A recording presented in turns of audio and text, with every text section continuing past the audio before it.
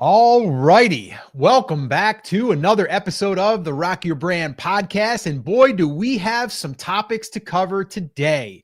And we're going to kick off this one here because this just came in.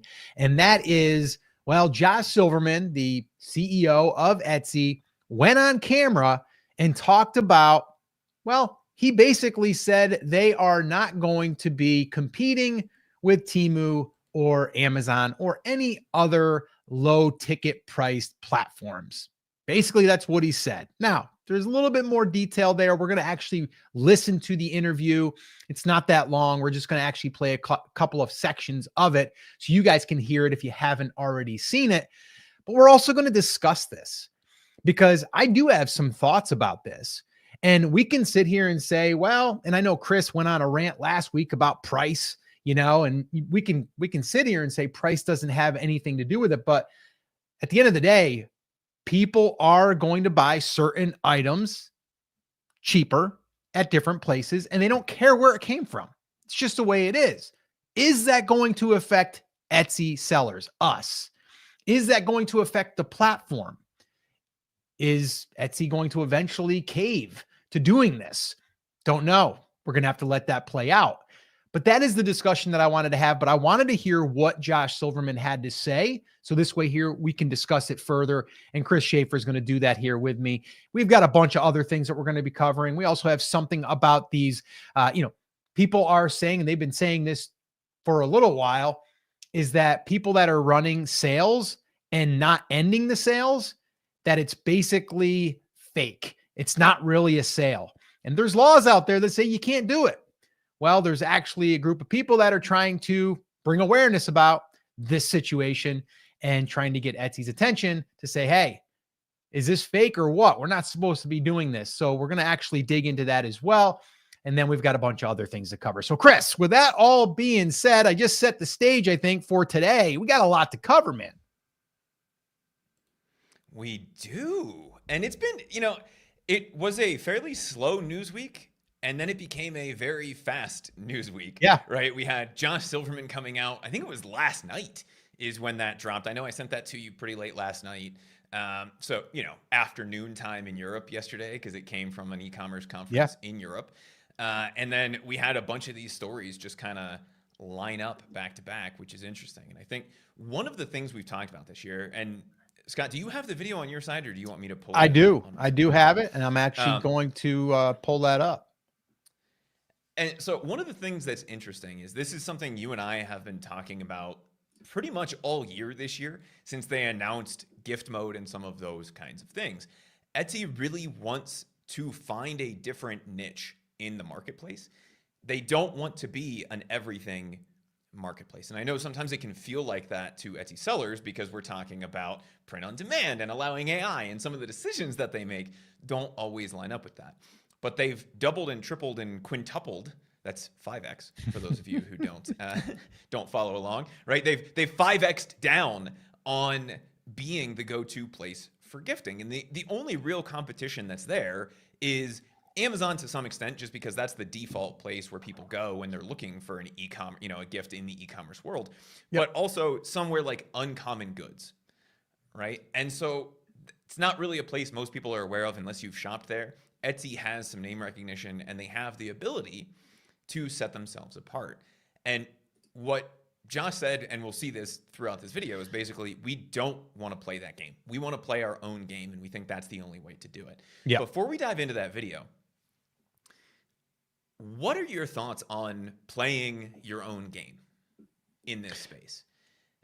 I think, yeah. I mean, if we can play our own game, who wouldn't want to play our own game? But with that being said, we have to look at numbers. We have to look at like what people are actually doing, what people are reacting to. And to me, Etsy's evolved so much over the years. Like they never would have allowed print on demand 10 years ago, right? Like it's just like it was all handmade. It was all sewing. It was all physically making it with your hands. Now it's went to, well, we'll actually let AI on there as long as you're behind the AI and that you are creating the designs and you actually typed in the command or the prompt. Like it's literally now, And I saw this years ago when they wouldn't let digital products be sold. Then they let digital products come on. So eventually, they're going to have to look at it and go, do we need to offer something that's lesser expensive? Or there's a section of the site because that's what Amazon just did with Amazon Haul. They just basically said, hey, we're still going to keep everything as is, but we're going to have an Amazon Haul over here to where you can get things for under $20. Oh, Etsy. Okay. Amazon's answer to that is they're going to do handmade. Now they have a handmade section. I could literally go to Amazon and get handmade stuff now, or handcrafted or personalized. I can actually buy that stuff. That's been out there for years now. Okay. So if Etsy thinks that they're not going to have to do this, hey, kudos to them.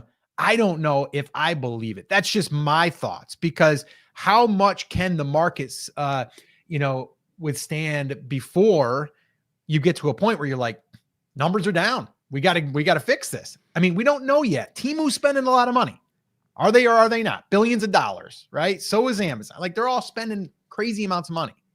Yeah, it must be nice to have a couple $100 billion in the bank. Yeah, just be able to launch an Etsy competitor. Yeah. Right? But I think the interesting thing here is, if you're not playing that game, what game are you playing, and what is the end result? And I think the question that everybody has right now about Etsy is not, can they compete with Temu? It's not, can they compete with Amazon? It really needs to be, is the gifting market, is the angle that they're taking, is that the right choice? And that's what we said, like, what's the future for sellers? And you and I were talking before we got on, and it's that, like, look, maybe are they betting the entire company on this? Like, is this a big gamble, and what does this mean for sellers? If you can secure that, and you look at the numbers that they are talking about, right? Even if you're only able to increase their penetration in the gifting market by a few percentage points, it does make a huge difference to a company like Etsy. So if the goal is not to be the next Amazon, right, it's not necessarily the wrong approach. No. The question is, can you get there fast enough to get ahead of Temu, Amazon, and everybody else? Or do you run out of that runway because you don't have a couple $100 billion in the bank to be able to back that up, right? The reason Temu has been able to keep prices so low is because they have the cash to back that up. Amazon does the same thing. Amazon comes out with a new software product called Amazon Haul directly to compete with Temu and Shein and TikTok shops.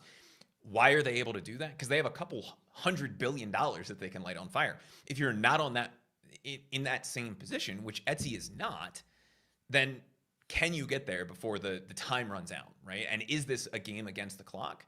Or because they're setting their own rules right now, is this something that will allow them to continue to set themselves apart and set themselves up for future success, to be the place where, when you're looking for something unique or different or giftable, that they are the place to go, versus Temu, Shein, Amazon, TikTok shops, flibbity gibbet, whatever the next thing is, because there's right, flibbity gibbet.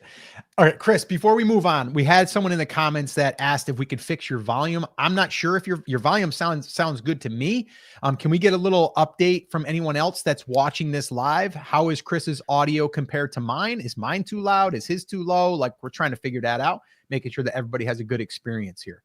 Yeah, so let's just chat for a minute. I just kind of cranked it on my side. I don't ever touch my volume knob, so I don't know why it would be different. Yeah, and that said low. So let's see now. Test. It's still low is the question. Really? You sound super loud to me. That just means you're super louder. Annette says that's better. There we go. Okay, Annette says that's better. Better now. 11/11 Singles Day said Chris is a bit quieter than you.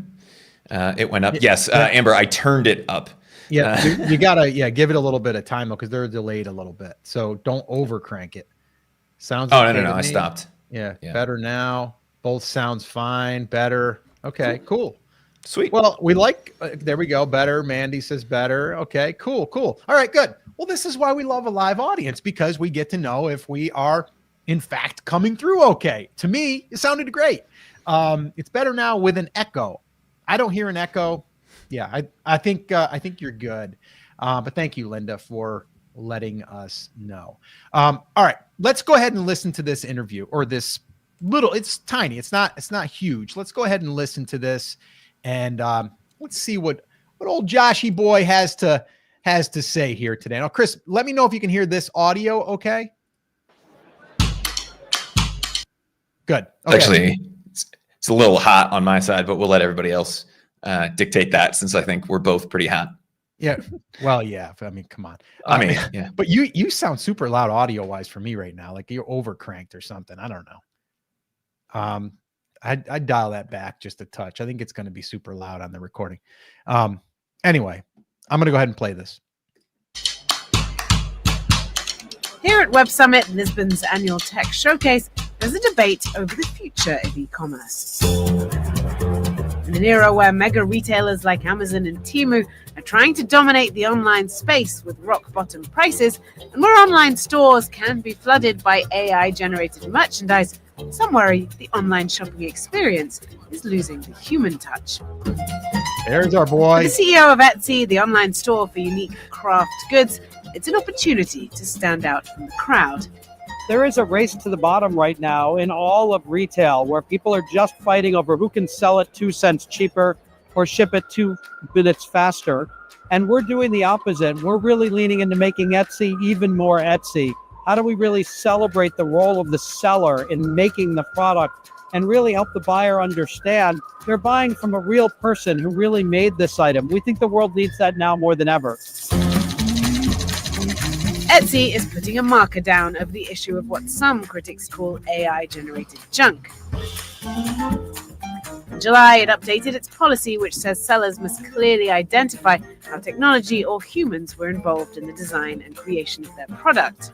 Let's talk about your creativity standards, because you just updated them, I think. Yeah. And I'm really interested to understand how you think about the concepts of sort of custom, unique, handmade as technology evolves and plays an even greater role in people's sort of artistic process.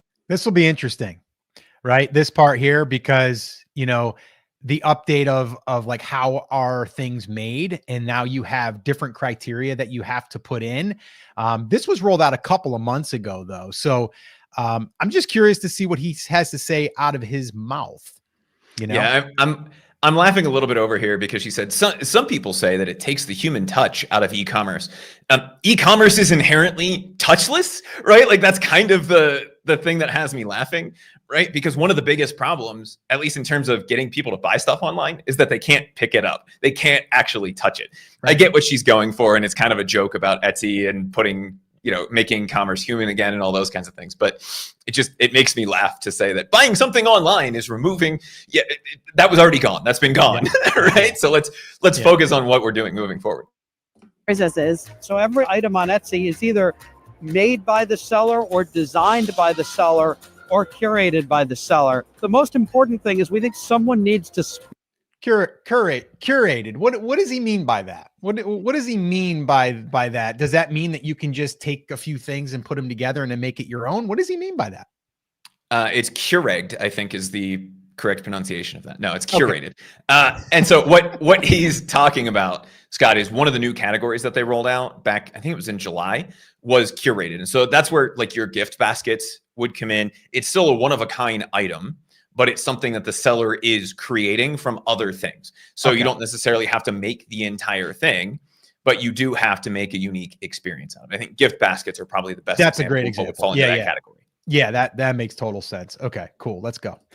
Speak for creative entrepreneurs right now, and what is creativity, and provide a lifeboat for them in this sea of sameness that's happening, because we know buyers really value the opportunity to connect directly with the makers and to buy things that have a sense of self-expression. That doesn't mean AI is the enemy for e-commerce sites. Etsy, for example, uses it to help recommend gifts to its users, while other sites are using it to help users compare items more quickly. Backmarket, the site for users to trade in or buy refurbished devices. Okay, so now they go into France's best-known unicorn startups. I believe it is. And we don't need to really listen into that, right, Chris? I mean, I think we heard from our boy, CEO Josh Silverman. And what do you think of that? Yeah, Josh Silverman, also known as my less handsome doppelganger, or not AI Chris, I think is how we're going with that. You know, they started diving into the usage of AI, and I think where Etsy is going, they do still need AI. And actually, he came out a few months ago and said we couldn't run Etsy without AI. And it would be very difficult to run any modern marketplace without that, at least on the search side. And they're going to be doing some of those kinds of things.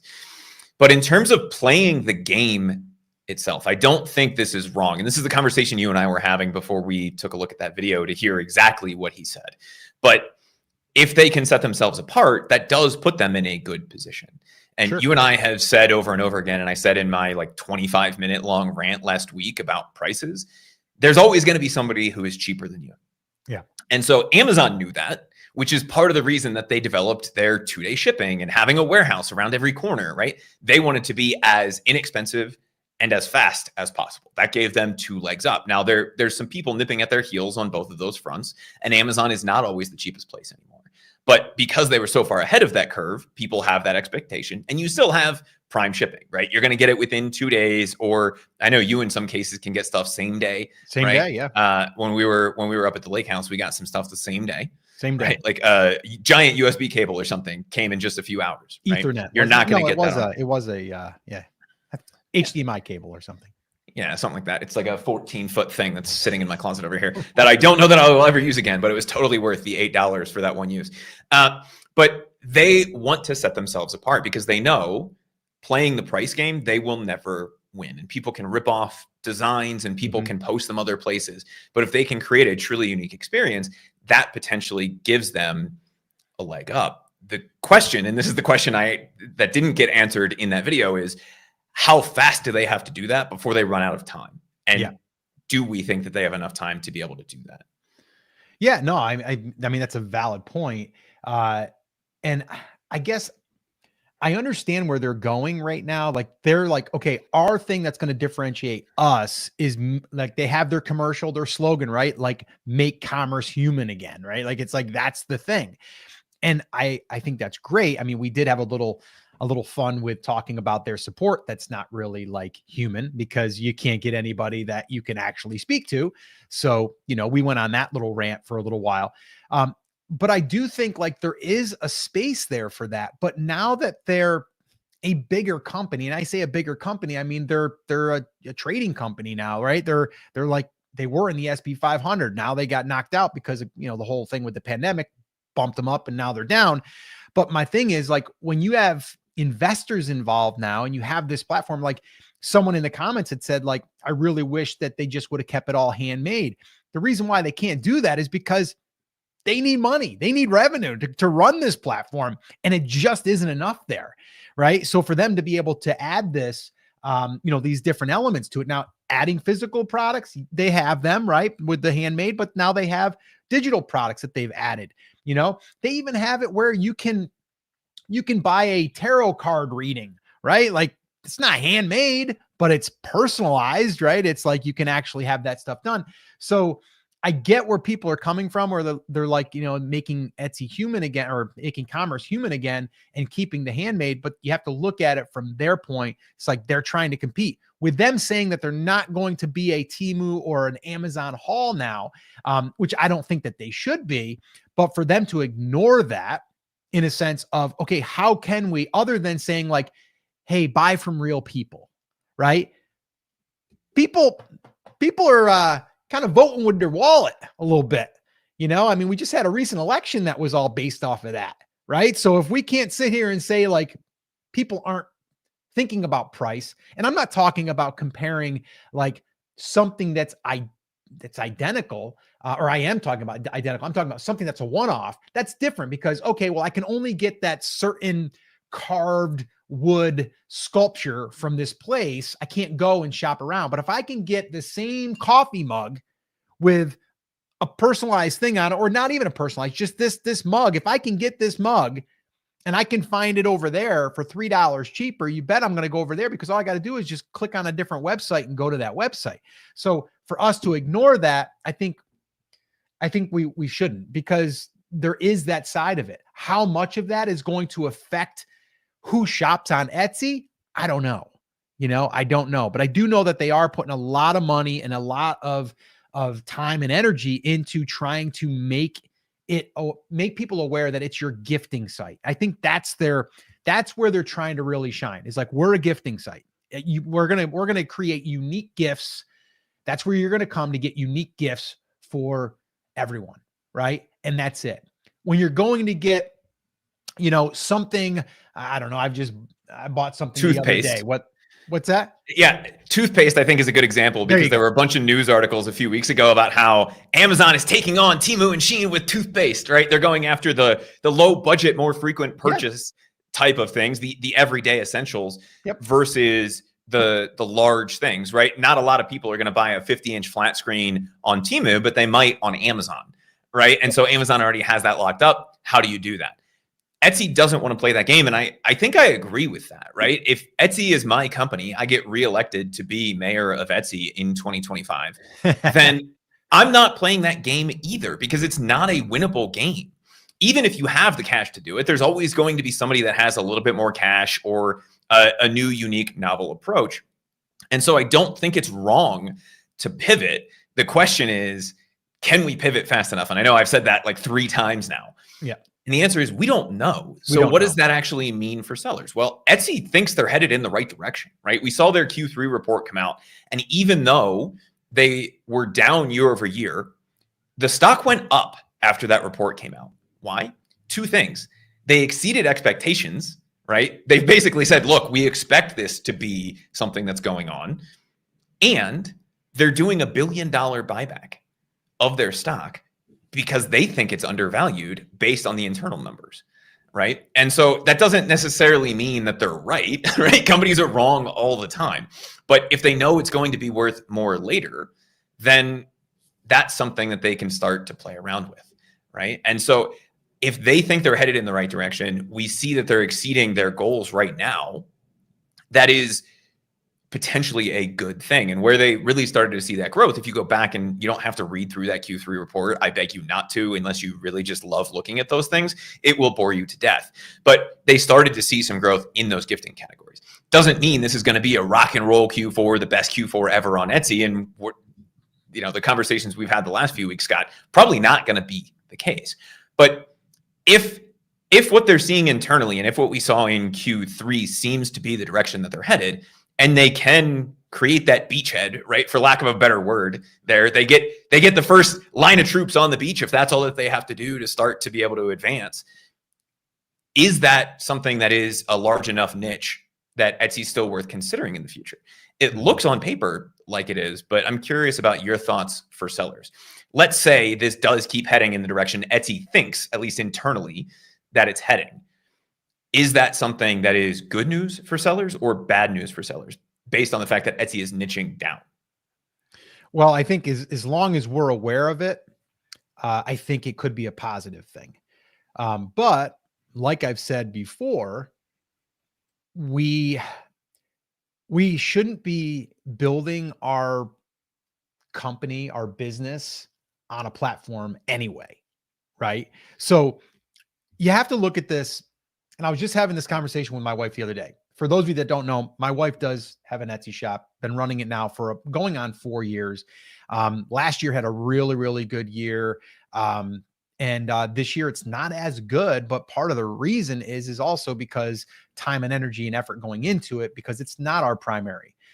It's something that she just started on the side. But we had a conversation just the other day about this. And it's like, if we want to build this into a company, a business that would provide for our family, we could not stay where we are. We would have to stay on Etsy, yes, but then we would need to start going off of Etsy and we already have built our own email list. We've done that. But as far as the Shopify thing, we've migrated over, but we haven't really promoted it. We've got some sales through the Shopify side. But in order to do it, you need to understand that you're going to have efforts going on outside of Etsy. I do not believe that Etsy, depending on the niche, now I could be wrong. If you're in the wedding space, you might be able to do just fine, right? Because there's enough traffic there for you to create enough revenue to support yourself and your family full time. But there's going to be things like that are happening right now that are out of our control. People are complaining about the SEO, about the search how you're being found, how you're being seen now, like all of this stuff. We have all that, right? And it's problems that are going to constantly be coming up. How do we how do we create a more stable business? That's doing things externally. That's learning marketing. That's learning those types of things. But if this is just completely a side hustle, you want to make $800, $1,000 a month, I think it's fine. I don't think anything really has to change. But looking at what they're doing and niching down and saying, like, we just want to be the gift giving place, or so now you are building, in a sense, gifts for people. Like, that's what you're almost like saying, like, if that's going to be my main mission, that's what I have to cater towards. Or personalization, yes, but it's still usually going to be a gift, or it's going to be a special event, right? And if that's not going to be something you're going to be able to build out into a brand, into a business, then it's going to be harder. So I think there's opportunity there, but I also think for people that are trying to build a full-time business, depending on the niche, it could be harder if you're only over there on Etsy. That's my take. I think, the real answer here is it depends, but also, right, what is the future of this and what does this look like for your business? If you want to be everything to everybody, Etsy isn't the right place to be anyway for that. And I think it's not necessarily a good call or a bad call on Josh Silverman's part. It's the only call, if that makes sense. Like, they cannot compete with Amazon, Temu, and Shein. They just don't have the capital to do it. So really their only option is to figure out somewhere that they can establish that beachhead, that they can say, this is our section of the market. And there's nothing necessarily wrong with gifting, because there's something that you have to do, or that you should do at least several times a year. And if you come to Etsy and every time you do that, you get that, oh my God, I can't believe you thought of me this way reaction, versus getting a generic t-shirt on Temu and giving that as a gift, then they can create that experience for people. But I think long term, whether you're building your business on Amazon or Temu, who, by the way, Scott, I don't know if you saw this little nugget, Temu is considering starting a marketplace model in the US to get around some of the things that have been happening, meaning they may greenlight some US-based sellers the same way that Amazon and Etsy have. Just a little interesting nugget that people may want to keep an eye on. But they cannot compete with that. And so they do have to do what they're doing. And whether you're building on Temu, Amazon, Etsy, eBay, you can't let that be the only thing. You have to have something outside of that. You and I have preached email marketing for the longest time because it's the easiest way to get started. But you also need to have your own website. You also need to start thinking about those things. And if you're just getting started today, this is the question that I have for you, Scott, because it's the question I know we're going to get in the comments. If you're established, yes, start with email marketing, then look at building out your own website just to have that stability.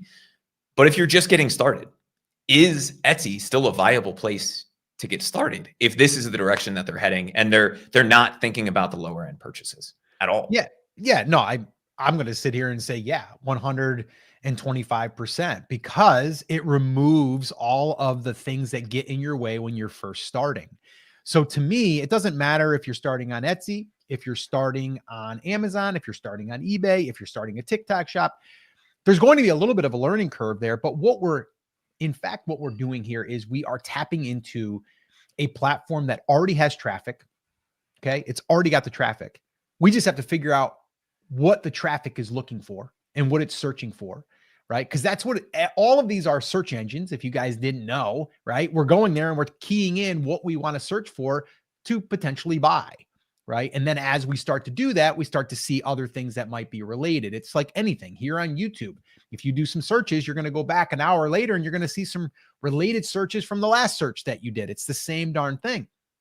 But when we're first starting, we want to remove any barriers in our way. How can we do that? Well, if we go to a platform like Etsy, we can very easily get set up and running. We don't have to worry about a website. We don't have to worry about connecting an abandoned cart email to it, because they give us that opportunity to be able to tap into their marketing tools that they have on the back end. We can set up sales on our listing, which kind of looks like something you could do on Shopify, but you would need a plugin. You'd have to learn out how to do it. But the traffic is the big one, right? I mean, all of those other things are collecting the money, getting paid, all of that stuff. you would have to do all of that stuff through a merchant account, which you would then have to hook up, and you would have to get, integrated within Shopify or whatever you're using. So there's a lot of pieces there people don't realize that could slow you down. So what I would rather do is go to a platform I know there's traffic there and be able to get products up there pretty quickly. And then from there, see what's resonating with people, and then really start learning that marketplace. Even if you're not super busy, it's going to help you understand the market, but it's also going to help you understand marketing really at a beginner's level. Because then once you graduate and you go, and we've built e-commerce brands. We had a one recently, I say recently, about 4 years ago now, that we built and sold. And it was a lot of it was done through Amazon, but we had our own Shopify.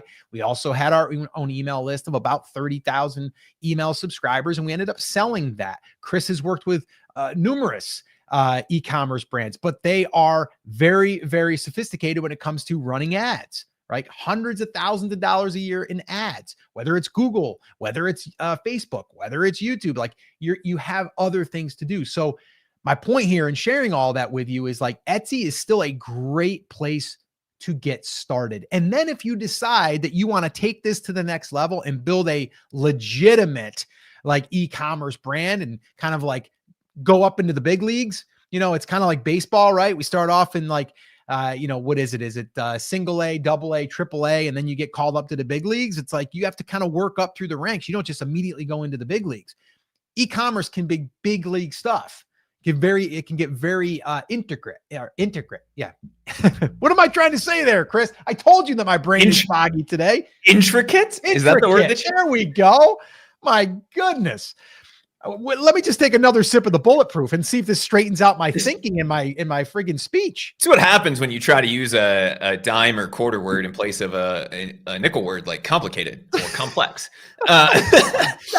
It's just the one really interesting thing here, and I think most people missed it because unlike nerds like me, most people, especially most sellers, don't watch their Q3 Q&A with investors or whatever, right? Like I watch it just to hear the little nuggets that pop out.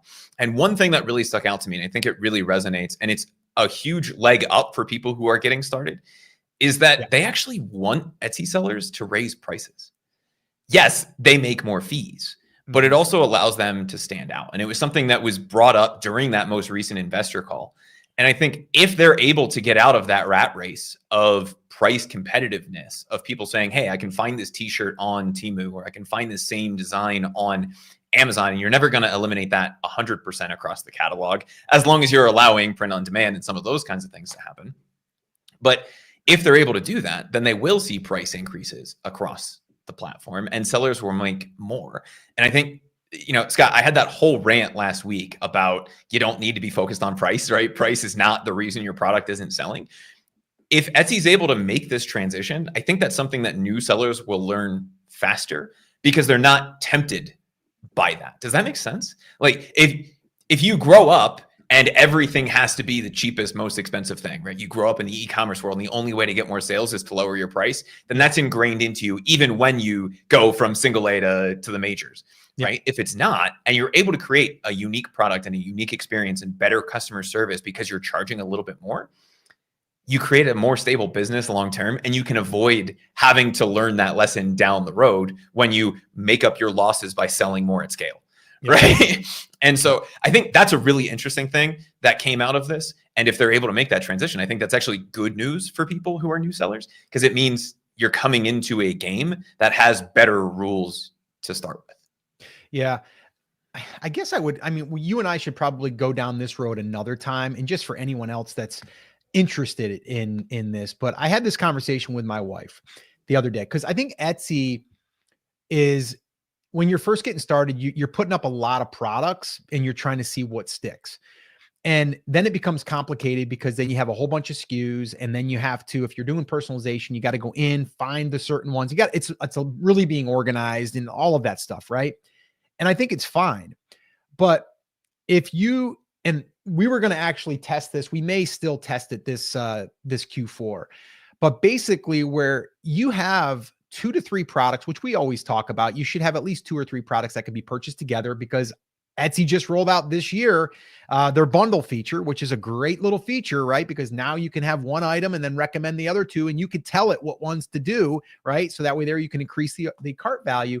But I really think that moving forward, in order for us to grow, and what my wife and I are doing, if we wanted to grow this, but not have it be complex and where you didn't have to have, 700 SKUs and you didn't have to have all that stuff, it would be really taking your products, yes, having a Shopify store, okay, but not having to have all products that are on Etsy in there, having the ones that you feel would do the best running Facebook ads or Meta.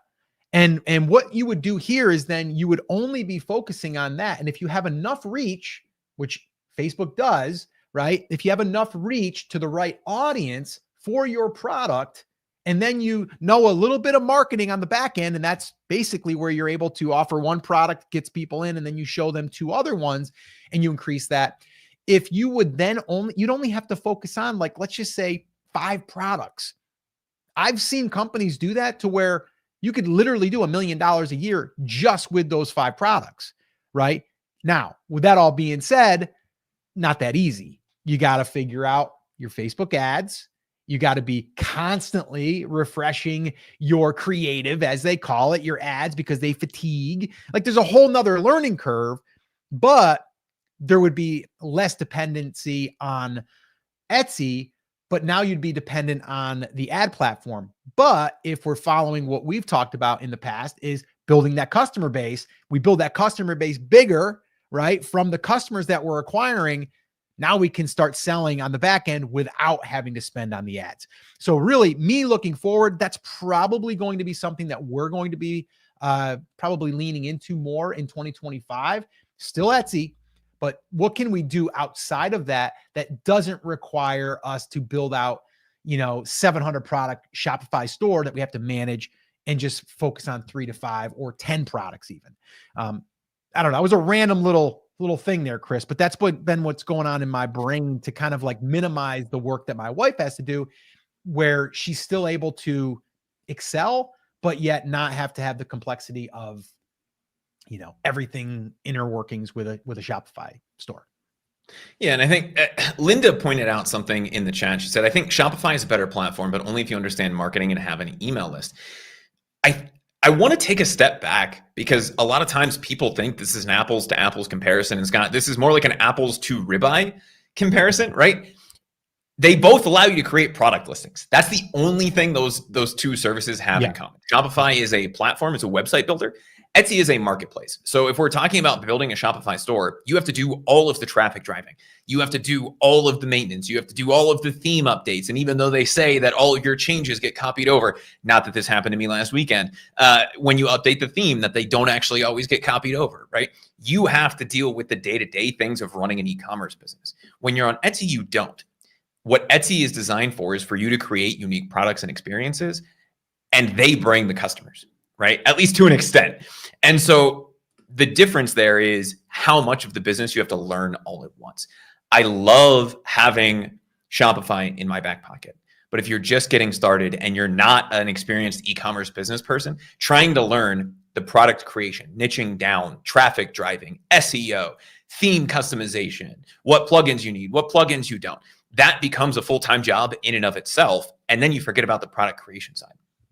So where marketplaces play that role is in that early stage, so that you can say, okay, this is now my basis. And if I don't want to have to go learn how to run Google ads, I can now pay somebody to do that, to come into my Shopify store, right? I have that war chest to be able to start spending on things. Maybe it's just getting somebody to build the Shopify site for you, or somebody to jump on and say, hey, put this plugin in, whatever it is. All of the tiny little things really start to add up, and it can bog down a new business. It gives you more opportunity, but it's also substantially more complex. Yep. Yeah. I want to throw this in here too, real quick. If you are watching this and you are either getting started or you're thinking to yourself, okay, I know that Etsy is talking about, really creating a better user experience, also building a brand. That's basically what we've been following, right? And it's what we call our 100K roadmap now.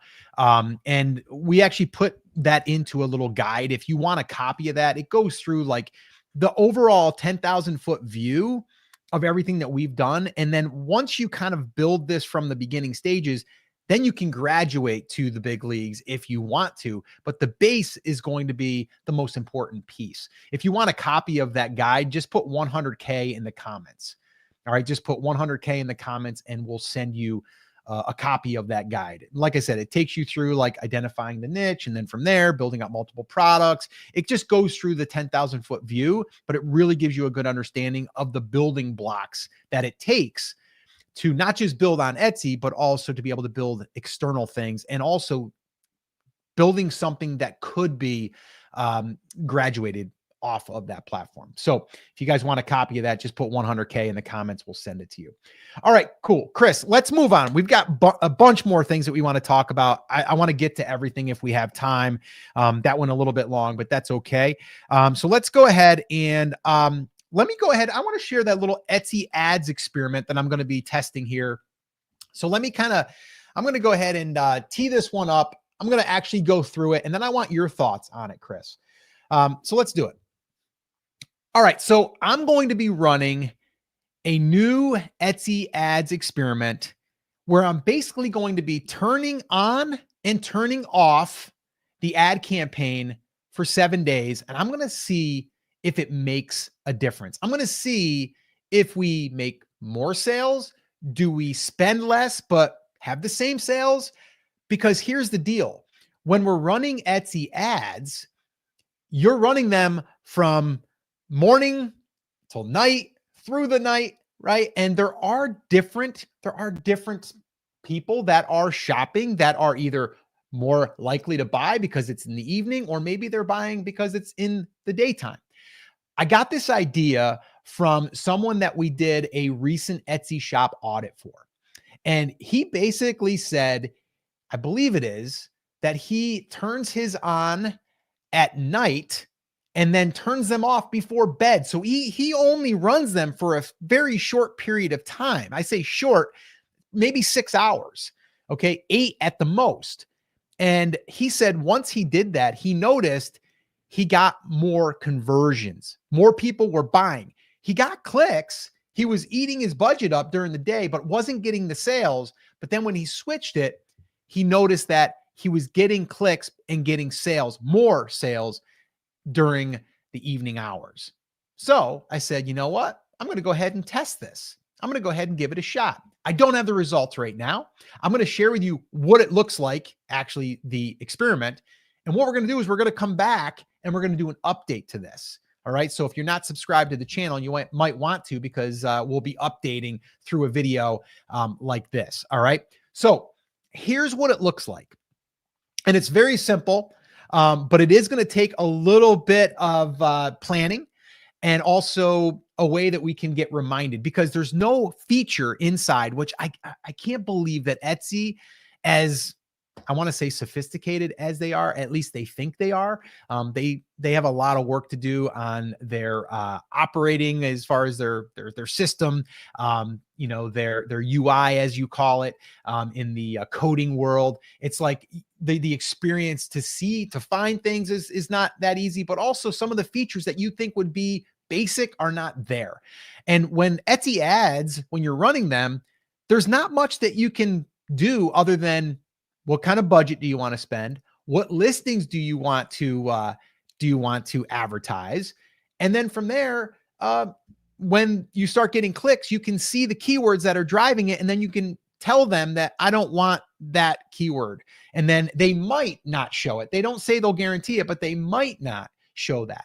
And that's basically all that you can adjust. Okay. When typically, if you are even on Amazon, if you are using their ad platform, you can actually target keywords. Okay. We can't do that here. Okay. But we can make sure that our tags, and they do tell you, if you want to reach more people with certain keywords, put certain tags in there. All right. But you're only limited to the amount of tags that you can put in a listing. All right. So a little behind the times on their ad stuff. Okay. I would also think that you could maybe set a timer and say, I want to run my ads from this hour to this hour. Seems pretty basic to me. right? It would give people the opportunity to be able to do that. And it would have just an automatic feature where it would kick on at 8 o'clock and it would shut off at 8 o'clock. However, you would want to configure that. But we don't have that luxury. So here's what we are going to do. All right. Very simple.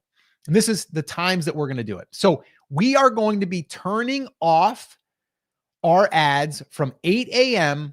to 5 p.m. Now, I talked to my wife this morning about this, and I was like, do you think we should turn them off during the evening, or should they be on during the evening? And she said, I have found that more people are buying in the evening. Okay. More people are buying in the evening. I said, okay, well, we'll test that. So we're going to basically not have our ads running from 8 a.m. to 5 p.m. Okay. 8 a.m. to 5 p.m. Then we are going to turn on the ads from 5 p.m. We're going to leave them run all the way through the night until 8 a.m. Okay. And then that's it. Now, here's the thing. If someone does add it to their cart during that period of time and those ads get turned off, it's still in their cart, still in the cart. So we got that. So we're going to see how this works, but you might be asking, well, Scott, what if you forget? And that's something that I thought about. I'm like, we're going to forget this. There's no way that we're going to remember. The hardest one is going to be turning it off, or I'm sorry, turning it on, because 5 p.m., sometimes we're home, sometimes we're not. How are we going to do this? Or we got to remember to go into our phone and turn it on. How can we do this? So I am basically going to set an alarm, just like I would if I was sleeping, on my phone, and I am going to have it go off at 5 o'clock. And then I'm going to basically, wherever I am, I'm going to take my phone, go in, turn them on. And then in the morning, I'm going to do the same thing, but I'm also generally in the morning, I'm going to probably be able to remember because I'm sitting down with a cup of coffee, generally writing emails and doing some, some work there.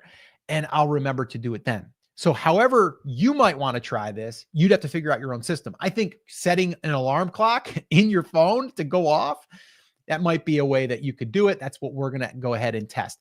But we're going to test this for 7 days. And we're going to see, did we spend as much? Did we make as much? And we're going to compare. And we're going to see, did this help? Did this not help? And what I want, though, right now is, Chris, I want your thoughts. The guy that's, I'll put it out there. Chris is... He's a little bit of a ninja when it comes to ads. He's been doing it for years, spent millions of dollars on ads for various e-commerce companies. What do you think of this little strategy? Yeah, nine figures in ads, which I wish just would have gone directly into my account.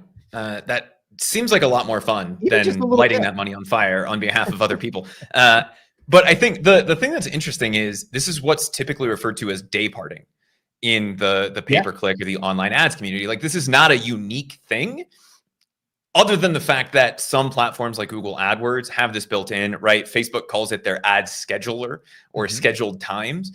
And we have a couple people asking a few different things. First is, what is the point? Why would you do this? Because if no one's clicking, then you don't get charged. Well, if you don't have an unlimited budget, at some point that budget gets used and then you don't show up, or your budget gets used to the point where you are no longer competitive enough to show up. So let's use the example of a $5 budget, Scott, and $1 per click, right? If the bids at 5 o'clock go from $1 per click to $1.10 and we have $1 left in our budget, we can no longer show up because the bids are higher. And so the reason you might want to do this, and it doesn't have to be at night, it just depends on what your customer behavior looks like. In a lot of cases, more people are making purchases late afternoon, early evening, up until 2-3 o'clock in the morning than they would be at 6 or 7 in the morning. Why? Because they're either asleep or frantically getting ready for work, right? When they have the time to make the purchases, that's typically going to be at night, but look at your own data to make that decision. The reason that you wait to turn that on until that period is so that the random people throughout the day who are just kind of looking at stuff and aren't ready to buy yet aren't taking up that budget, so that you don't run into that situation that we were just talking about where you only have a few cents or a dollar left, and that's not enough to get you that click in the time where people are more likely to purchase. And so, at least in theory, it makes perfect sense. The question is, what does the data show when you do it? And we actually have a couple people that have said, hey, it really worked for me. And some other people who said it doesn't seem to do anything except for reduce my views. And that's not inherently a bad thing. And I think the outcome of this depends on the goal that we're measuring. If you're trying to get views, which I don't know why you would be through Etsy ads, because if they're not clicking, they're not buying, and that doesn't necessarily help you, then maybe you want to leave it on all day. But if you're trying to get the clicks that turn directly into sales, it is something you would want to consider. And it's not, this is not new, novel, different, and interesting. It's just not something Etsy typically allows you to do. And so testing it is always the answer to this. And I'm curious, Scott, what kind of budget are you talking about using for this test? Yeah, we've been running $100 a day, and we've been spending $100 a day, which is pretty interesting because we went from $50 to $75 to $100. And obviously we are in a busier time of the year, so you're going to spend that budget. So I'm curious, in that shorter period of time, do we spend the same? And if we do, are we getting a better targeting to the better, the better buyers or the potential buyers? So yeah, $100 a day. We've been spending $100 a day. And it's still been profitable. But you're always thinking to yourself, man, would it be different if I could take that and shrink that amount of time and just see and spend the same, but make more? Let's see. So that's the budget we're at right now. And we're going to experiment. I did want to say, Chris, in the comments, we had some people that said, I want to join you in this challenge. So by all means, you're on your own. I'm just telling you what I'm doing, but if you want to give it a try, we'd love it. And then maybe you can report back here, or maybe on another video when we do an update, and let us know. Let us know in the comments right now. Is this something that you might want to try? And if so, maybe you can report back to us.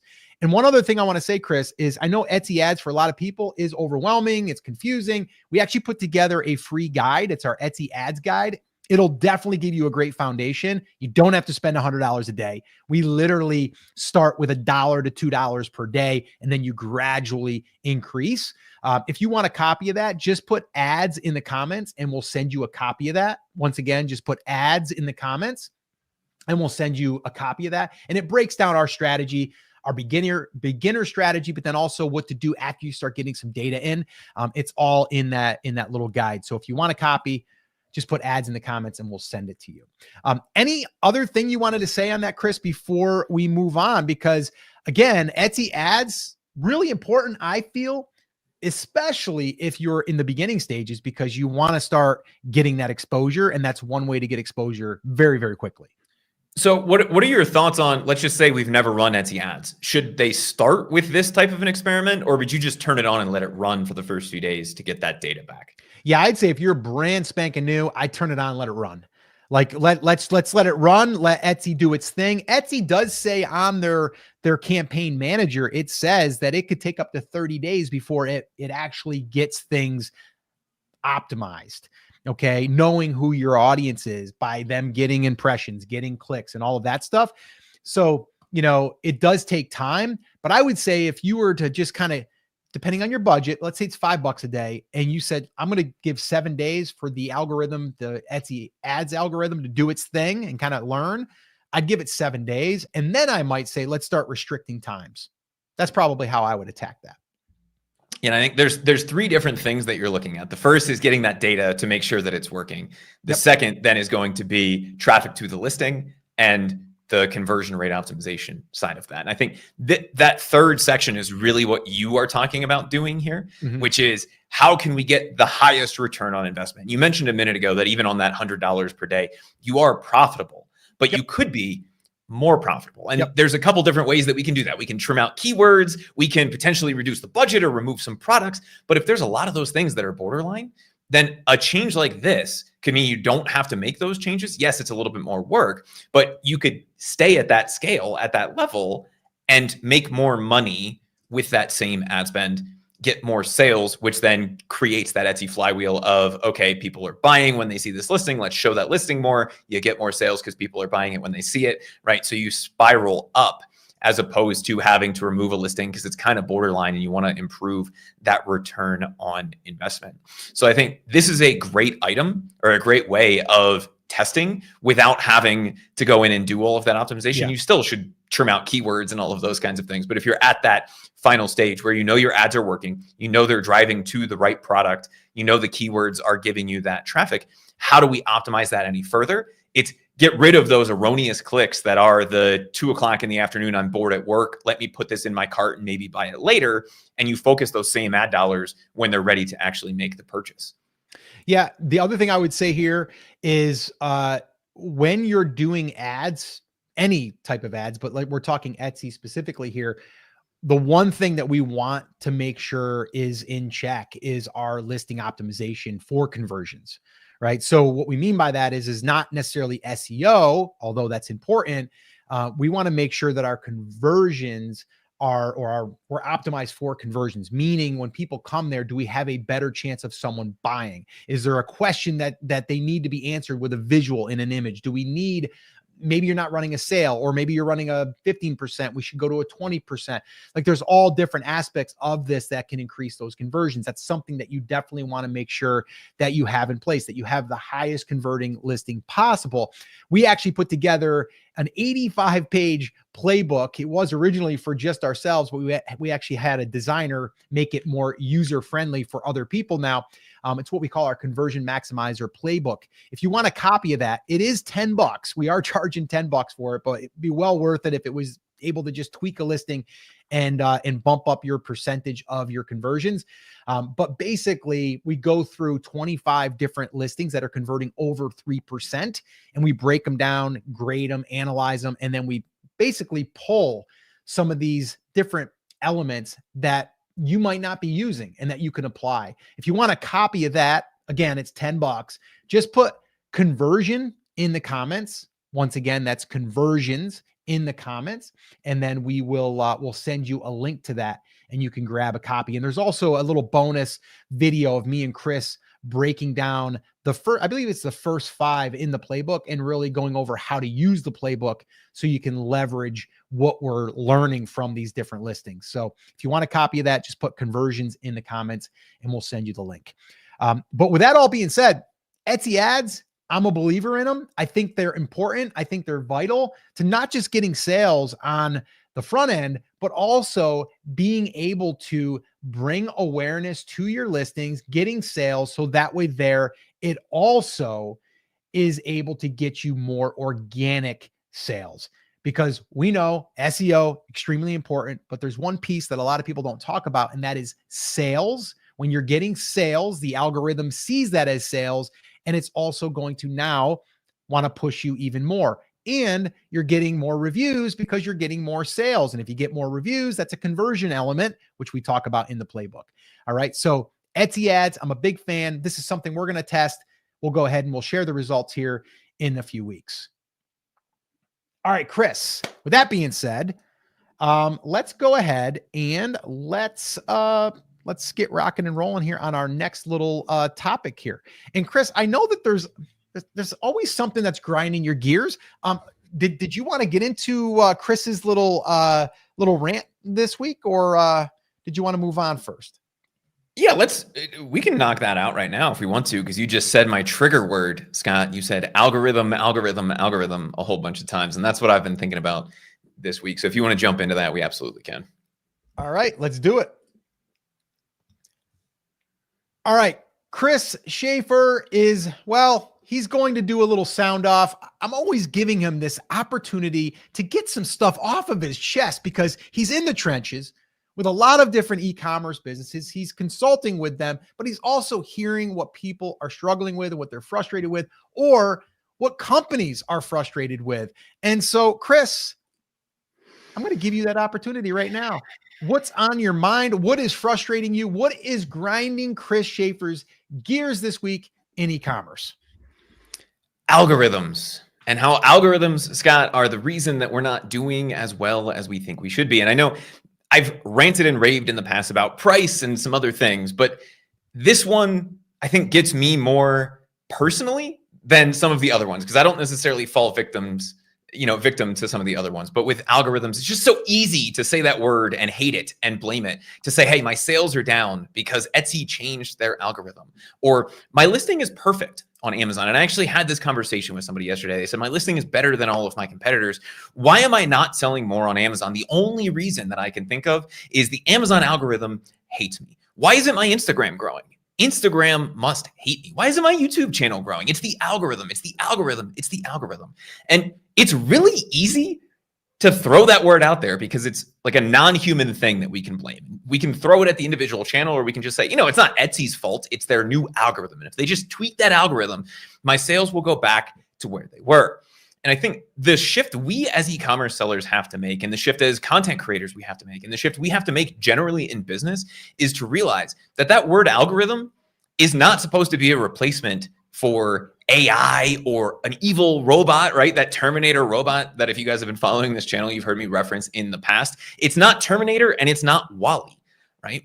An algorithm on whatever platform it is, whether you're talking about Meta ads, your Instagram channel, your Etsy listing, your Amazon listing, it is supposed to be a replacement for what the platform thinks human behavior is. So instead of blaming the algorithm for us not getting more followers or getting more sales, even though our stuff is perfect, right? I created a darn good ad.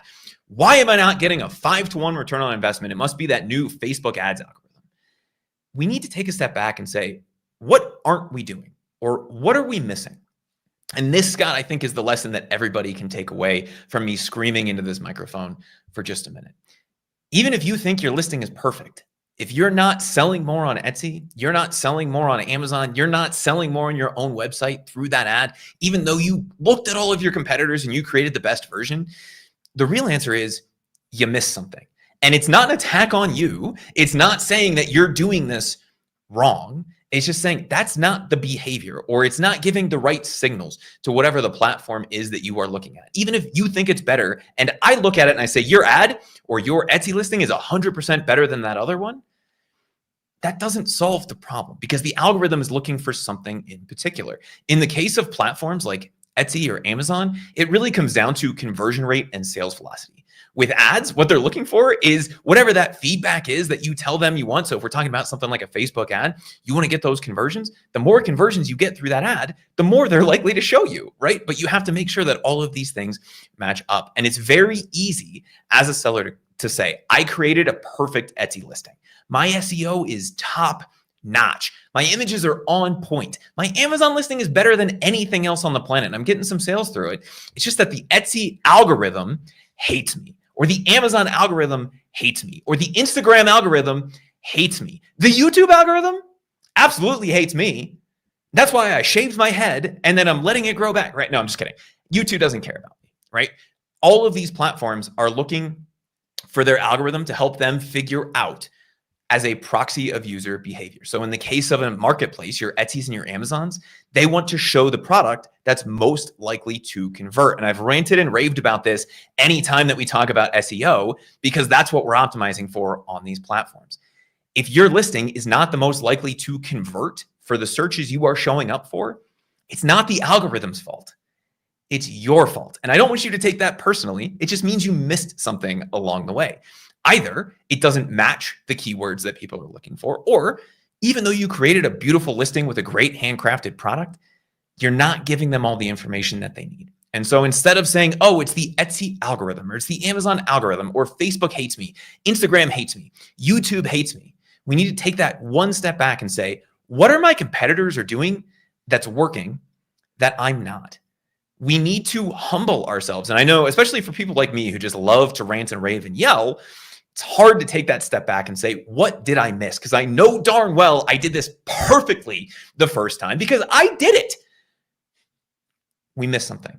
We need to take that one step back, look at what's working for our competitors and say, how is that different from what I'm doing here? And if we can do that, if we can stop blaming the algorithm and start focusing on that maybe tiny mistake or maybe giant mistake that we made along the way and say, how can I make a few small changes to this? If we can do that and stop yelling like I'm doing right now and focus on making those changes, we will sell more across every channel, across every network, across everywhere that we are trying to sell or grow content or do whatever it is that we're doing. So do me this favor this holiday season. Don't take your anger out on the robots, not just because Skynet is coming and they will eventually become our future overlords, but also because it's not their fault.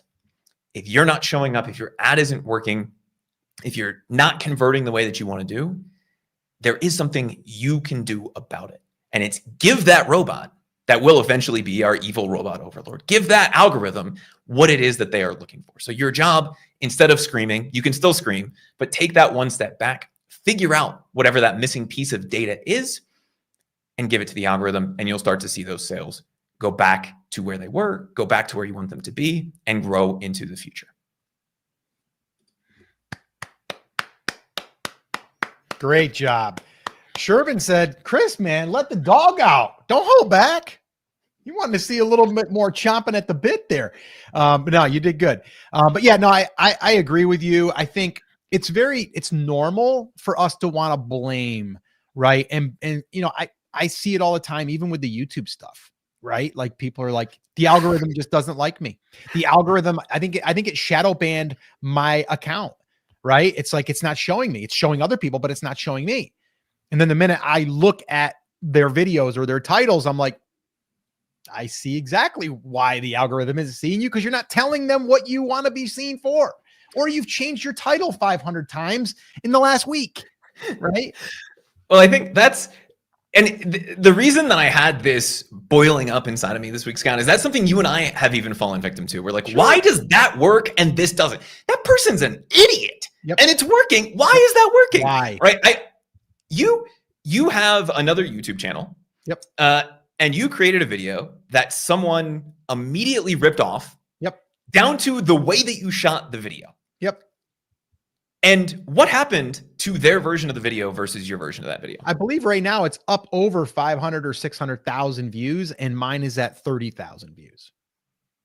So that stung a little bit, right? And so the immediate gut reaction there is, YouTube hates me, or it must be because I'm a new channel, or it must be because the algorithm hates me. This is the same video I created. But there is something different. And if we really wanted to get granular with it, we could sit down and analyze that video versus the video that you shot, or the audience that they had beforehand, or the way that they created the thumbnail, or the slight tweak that they made to the title to say that's what gave YouTube that leg up. Does it solve the problem? No. But it does give us that information for the future as something to test. Get Duck said, so in review, you're sucking up to the robot overlords so they don't come for you first. Abso-freaking-lutely. I want to be the last person that Alexa kills, not the first one, right? Like they're coming for me eventually, but I've spent enough money and used enough different AI programs that I think, you know, I'm at least on the safe list for the first couple rounds before that happens. But the real moral of the story is because it's not a person, right? You'd never be like, Scott is screwing my business over, right? Mm-hmm. You'd be like, our ads agency, there's something weird going on there. Yeah. Like they're just not performing. But when it's an algorithm, when it's like a non-human thing, where like freaking Instagram has me shadow banned. Mm-hmm. YouTube just hates me. I hate to break it to you. They would love for you to succeed. Etsy would love for you to sell more products. Why? Because it makes them more money. And so instead of getting caught in that trap of blaming the algorithm, we need to take that step back. And it's really hard to do. Scott, you and I find ourselves in this situation a lot where we're like, what the hell? And then you take that step back and you go, maybe it's the fact that it got a 2% click-through rate instead of my 0.5% click-through rate. You're like, that makes sense. And when you start to think about what the goal is for that specific thing, it becomes a lot more obvious. In the case of something like Etsy, what does that algorithm want? Traffic, sales, and conversion rate. And if we can give them those three things, it doesn't matter if we have the perfect listing. That's what the algorithm wants. And if our listing's not doing as well as we think it should, even if the listing is perfect, it's because we're not giving them one of those three things in comparison to our competitors.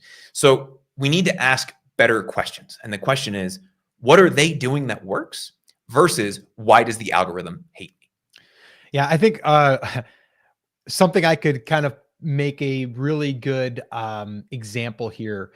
The New York Giants, they suck. Nothing is working. Okay. Oh, but listen, but hear me out. They suck really bad, right?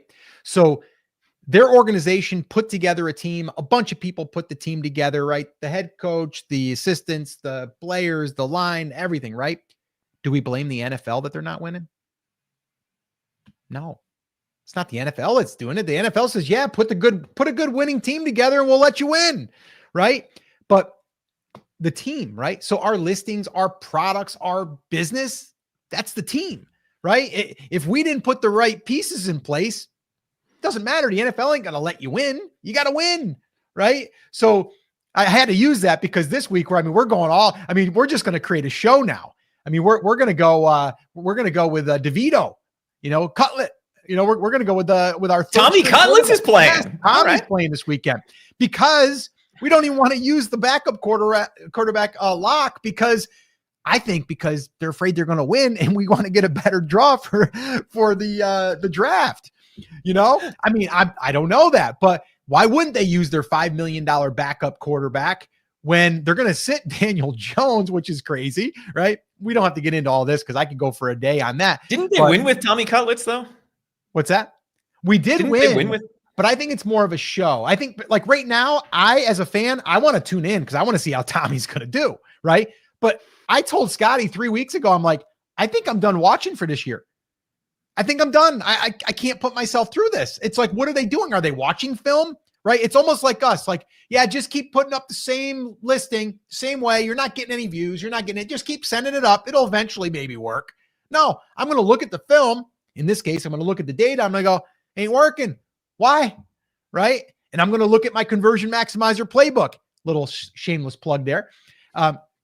Because I'm going to look and see what are other teams doing that are doing well that I could leverage. What are they doing? What kind of plays are they running? What kind of strategy are they using? I got to learn from that. It's the same idea.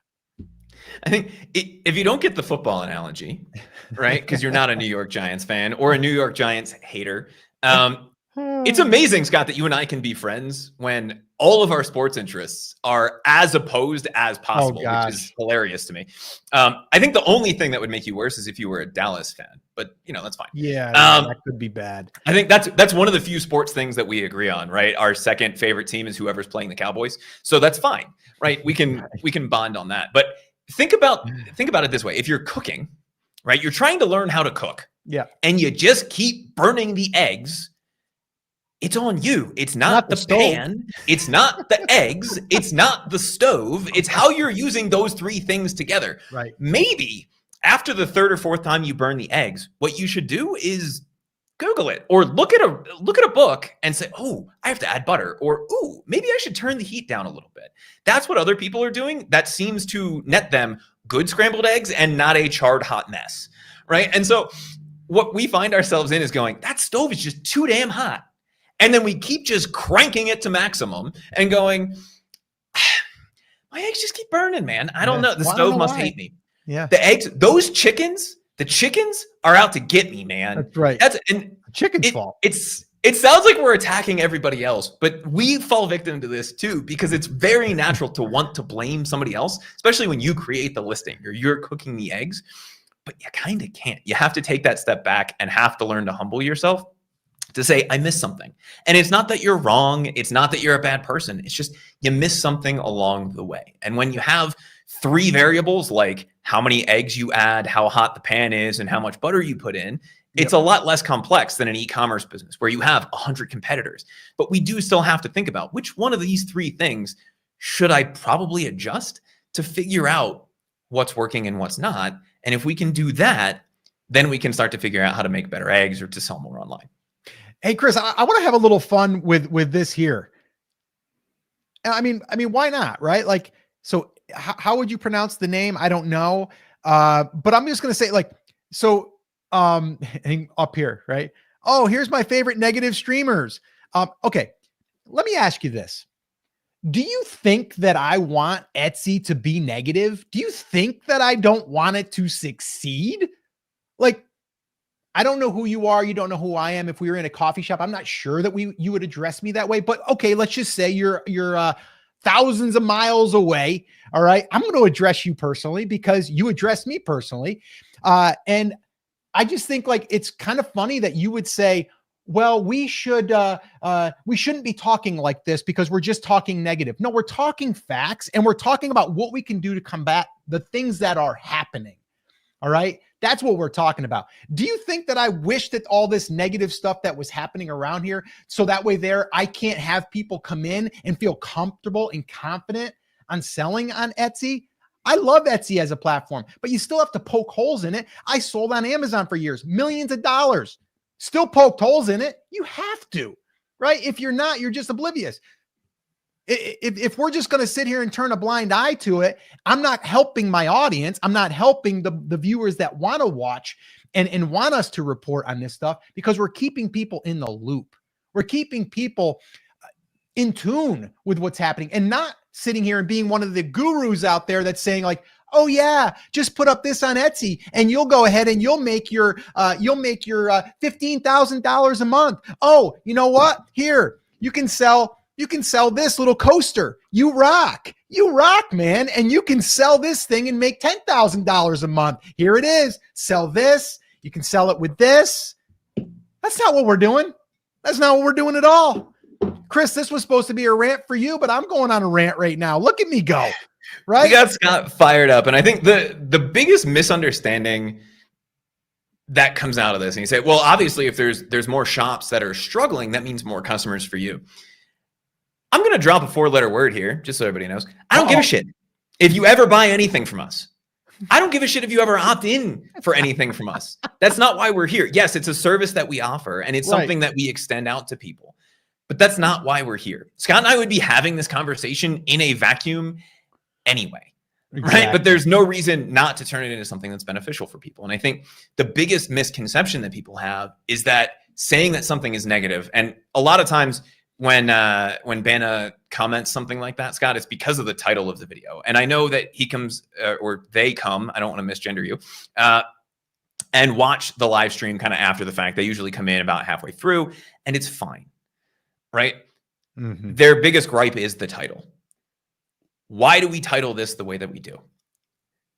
Because it's the truth, right? Etsy CEO refused to compete with Temu and Amazon. There's nothing negative about that. It is controversial. And you know what? That's what works with the algorithm. And that's the thing, right? And we just went on a whole rant, and I don't know if you were here for it, but we went on a whole rant about what works and what doesn't for the algorithm. If Scott and I are going to sit down and do this, if we were going to try to help as many people as possible, we do have to pay attention to what the algorithm wants. But that doesn't mean that the episode is negative. In fact, if you have watched any of our stuff, and I know that you have, if there is something that's really negative, like Etsy's burning to the ground, here's what the solution is, right? There's always that portion of it. And so even the giant rant that I just went on about stop blaming the algorithm, what was the solution? The solution is take that step back, channel that anger, that focus, that rage into something that's productive, right? That's the solution. Instead of griping about what we can't control, what is the solution? So I don't see us as negative. I see us as solutions-based. If I wasn't right, you wouldn't respond to me, you know, but if he wasn't right or they wasn't right, we wouldn't respond. No, it's that it's just ridiculous. So we have to respond, or we want to respond. We don't have to. I could ignore you, and I could have put you in timeout. I have that ability here with StreamYard, but I didn't. I let you be heard because I want you to be heard. Scott and I are both fired up today. So the reason that we're really responding to you is because we're fired up, and it's one of the silliest things that we've heard in a while, right? Like if you want to come hang out with us, you're more than welcome to. But if you think that we're negative, that's the other thing that's funny. If you go look at the comments after the live stream, we always get accused of the opposite of that, which is, oh my God, these guys are just so rosy on Etsy all the time. Like both of these things can't be true, right? Which means we must be doing something right? Like we must fall somewhere in the middle because people on both sides are real upset about how positive or negative we are about Etsy. So it cracks us up. And Emily said, jacked up on Mountain Dew. I wish. I haven't had a Mountain Dew in a long time. I had a ginger ale the other day on the flight, though. I do like my ginger ale on the flight. I have never seen my dad will have a Coke from time to time, but I have never seen my dad drink an energy drink. My dad is not a coffee person, but I do remember going to a Buffalo Wild Wings with him, and he ordered a Diet Mountain Dew. And before the Penn State game started, Scott, he had 4 Diet Mountain Dews. I have never seen someone with so much energy in my life in a restaurant watching a football game, right? You've seen me yell at the TV watching a football game. Now imagine that hopped up on caffeine in public. And that was the experience I got out of that. I think that's the last time I had a Mountain Dew. That was about 2015 or 2016, I think. But it was an interesting day.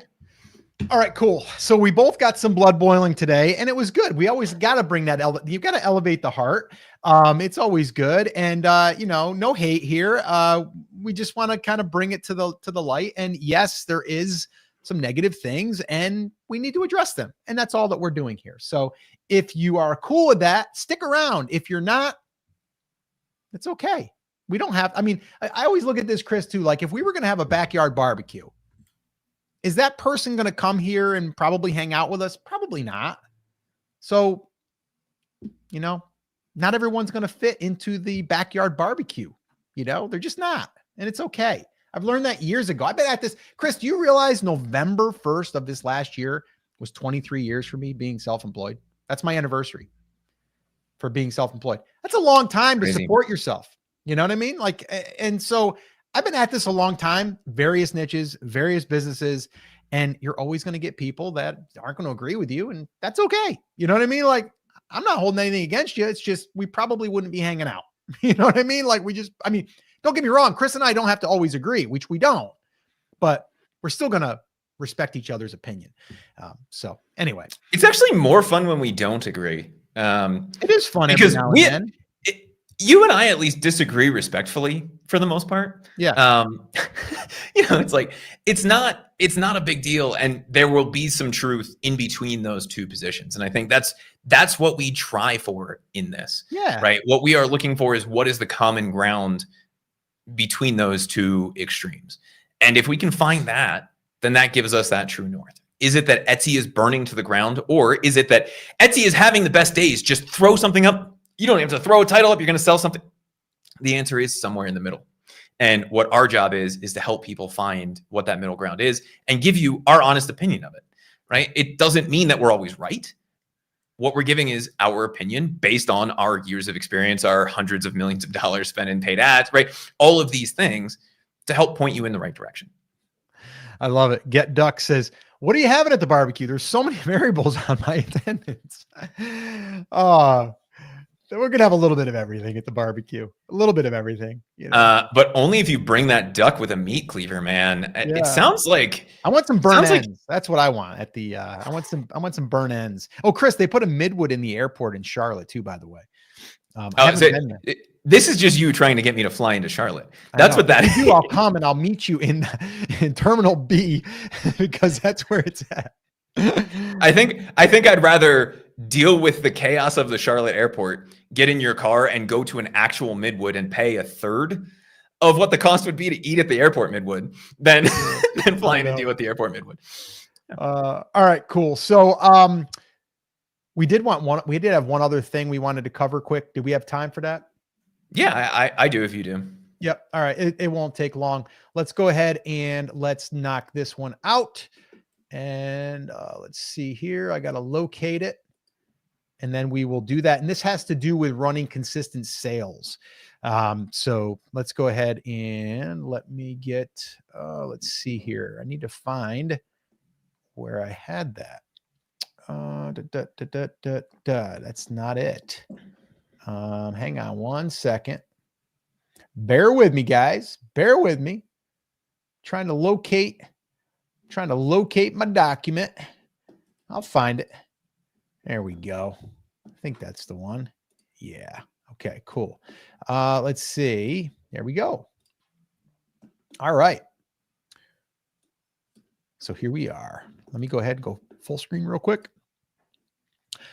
All right. So there's been a common problem out there, or at least complaint, that Etsy sellers are running constant sales and they're technically fake. They aren't really sales, because if you're running a sale all the time, it's against the law. You can't even do that. But there are shops that are doing it. I will admit there are some that are doing it. I wanted to share with you something that came across my desk as far as a little news, and I wanted to share that with you. And I wanted Chris's thoughts on this as well. And it's basically a petition, I believe. And Chris, you're a little bit familiar with the site, and kind of like, I think it's an open forum for different, different things that you want to bring attention to, or you want to get a petition signed or something like that. But it basically says, tell Etsy stop using fake countdown timers on deals that don't expire. Now, they're specifically calling out Etsy, but I think they might not be aware of this, but it's technically the seller that is running the sale. Now, if Etsy was running a sale, I'm pretty sure it's going to end, right? Like if they're running a 30% off sale for Black Friday, it's going to end. What's your thoughts on this, Chris? And I know you're not a legal advisor, but you do know a little bit of the legal side of running consistent sales. What's your thoughts on this? So Scott, now you do, but I think the very first time you ever reached out to me, it was indeed for legal advice. It was, hilariously enough, but about 10 years ago. Yeah, a little longer ago than that, which is funny. PIRG. So Scott, you may remember the name from back in the day. Do you remember the name Ralph Nader? Oh yeah. Yeah. So if Illinois PIRG is part of the national PIRG, then it's an organization that was originally founded. It's a consumer rights group, basically a nonprofit that was originally founded by Ralph Nader, ironically enough. And it doesn't necessarily have any direct legal consequences, right? This is the same thing. You might remember it's either petition.org or petition.gov. Yep. That started under the Obama administration. And they said, if we get, 100,000 signatures on this, we'll take a look at it. Yep. But you could put up a petition that's like, I don't like Scott Volker. Congress should yell at him or whatever, right? And if it got 100,000 signatures, then maybe somebody would look at it. Right. This is the same kind of a deal. But if you are somebody who is doing this as a seller, there is some legitimacy to this. It's not that PIRG is going to come after you. And I think they do have the wrong target. Whoever created this doesn't understand that Etsy is not the reason that people are doing this. Etsy gives you the tools to do it, but it's not Etsy itself that is creating those timers. It is individual sellers. There are states and there are countries that have laws specifically against this, and it's against the FTC guidance for promotions. And so, I don't know about you, but I don't typically want to wrestle with the Federal Trade Commission on anything, right? Like I want to be as far away from any three-letter agency as humanly possible. And so doing something like this, why is it a problem? Well, if it's always on sale, it's actually never on sale. And there's different thresholds depending on where you are in the country or in the world. But essentially, what can happen is people will say, okay, this is actually the real price of this. So it's not $14 because it's always on sale for 10. The real retail price of this is 10. So saying that, it's a discount from 14 to 10, that's not accurate because it's never been advertised at $14. It's always on that. So it's not even about the timer. It's about the discount and how that can be misleading to customers. And so what they're saying here is they're using fake countdown timers. The countdown timers are not fake, but resetting it every 24 hours, that is a scammy tactic. And I think those are the exact words that they're using on that page. And it's also potentially, depending on how long you're doing it for and where you're doing it, illegal. So thinking about this, Scott, whether, the PIRG doesn't really have any teeth here. But if this is something that starts to get on the radar of somebody like the Federal Trade Commission, it can become a problem for sellers. So we're not saying don't use discounts, don't use countdown timers, but is there a way to do this and do it correctly and not potentially run afoul of not just the PIRG, but the actual Federal Trade Commission or your state board of trade or whoever it is that would be responsible for enforcing anti-competitive and misleading pricing in your area? Yeah.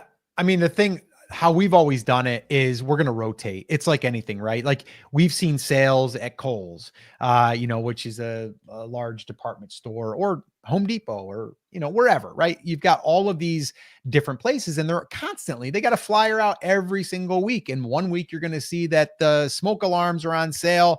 And then maybe 3 weeks later, you're going to see them on sale again. It might not be the same sale, but it's going to be a sale. So to me, we've always kind of followed that principle. It's like, turn on some sales, right? And then rotate them. Like maybe category, you're going to do a sale, or maybe you change the sale price. Maybe it's like 15% off this week. Next week, it might be 25% off. And then you might let it rest. And then you might do another category and do the same thing. So it's a way for you to rotate through them. We see furniture stores doing this all the time, right? All the time. So to me, it's about, yes, being true to the sale, but also selling it at full price at times. Right. And as we get into Q4, I know our sales are going to lessen actually after Black Friday because people are going to buy regardless because they're in a hurry. Right. So why would you discount it anyway? So I think, like you said, this is I don't know who is behind it, but someone that is upset thinking that they're getting faked out by Etsy, when in reality, it's really the sellers that are creating these unlimited timers. That what they're really doing though is they're probably setting their entire shop for 60% off, and then they're just renewing it the following week and the following week and the following week.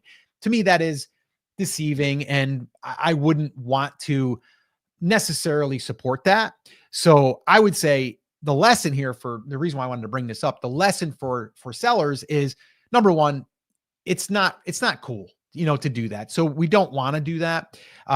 And what we want to do is we want to have real scarcity, because scarcity is a good conversion component. Okay. When you have scarcity involved, that little countdown that you see and it says 6 hours left, that's a driver for people to jump. I do it. You do it. We all do it, right? It motivates us to want to actually, make the purchase.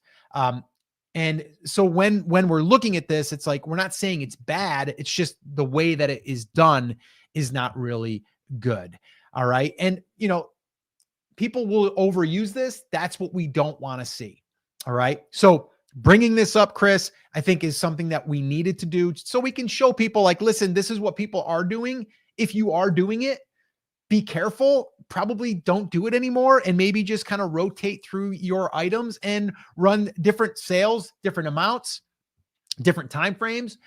You can play around with that, but just be honest, authentic, and rotate them, and I think you'll be okay. I think this is the apply common sense here type of a thing, right? If this was legal, why wouldn't we just set our price to $1 million and then make it a 99.9% discount all the time, right? There's a reason that this isn't something that's super common outside. And Scott, I love the reference that you just made of that one furniture store. Every town has that one store that's been going out of business for 25 years, right? That's not cool. And that's essentially the vibe that you're giving. And there are FTC guidelines that tell you you cannot do this. Different states have different laws that specifically address this. So again, it's going to vary a little bit from place to place. But long story short, if you're running a continuous sale, you are very likely running afoul of one, if not more than one, regulations or laws in your particular area. And there's not really a reason to do it, especially at the 24-hour mark. And that, Scott, I think is the other piece that I want people to take away from this. One of the questions you and I get all the time about discounts is, well, if that counter only shows up in the last 24 or 48 hours, shouldn't I just constantly run those 24 or 48 hour sales? And the answer is no. One, because it is way more work than setting it up to run for a week or whatever that is. And then the other reason is, if you're doing that on every product every day, you will eventually reach a point where that is now actually the retail price according to the FTC or according to your local state body that governs that. And so you don't want to run into that either, because then you've run afoul of the law. You're literally doing something illegal at that point. So there's not really a reason to do that. And if you are thinking about this, Scott, the way that you just talked about this, which is rotating through categories, perfectly fine. If you want to keep the same thing in for a few weeks, that's okay too, right? But if you remember back to like those Best Buy circulars, they didn't have the same exact TV on sale for the same price every single week. Why? For the same exact reason, right? You have to have that retail price set. And then if you want to run a promotion, make it something special, make it something unique. If you're just doing that all the time, it's not anything other than spammy or scammy. And eventually people will catch on. And at some point, somebody's going to knock on your door from a 3-letter agency, and that's going to be a weird afternoon. Yeah. All right, cool. So let's wrap this baby up, tie it up with a nice little bow, and get on with our day. If you guys are interested, we do have that free guide on, we've got a couple we've mentioned here. We've got the 100K roadmap that helps you understand brand building. If you want a copy of that, just put 100K. If you want the Etsy ads guide, you can just go ahead and put ads in the comments. We'll send you a link to that. And then if you want our conversion maximizer playbook, which is $10, we'll go ahead and link that up in the, in the comments as well. All right. We want to thank you guys. I want to thank, the little bit of back and forth here we had today with a viewer. I appreciate that. I needed to get my blood up a little bit, and I think that also makes for some good entertainment. I think it's good. So I want to thank you for doing that. And hopefully you have a great day, and hopefully, hopefully you do well. we're rooting for you. I mean, we are. We don't have any hate here on this channel. We're all good. All right. With that all being said, guys, we thank you, each and every one of you. We had a bunch of people on today, and we want to thank you guys for supporting the channel. We just crossed 100,000 subscribers here a few weeks back. We never even did a public thank you, but we're going to do one. Chris, remind me, we got to do that. And I want to thank you guys for being here. Some of you have been here for a very long time. Some of you guys are new. I appreciate each and every one of you. And we will be back here next week. Same place, same time. As always, take care, take action. Have an awesome, amazing day. We'll see you here next week. Take care.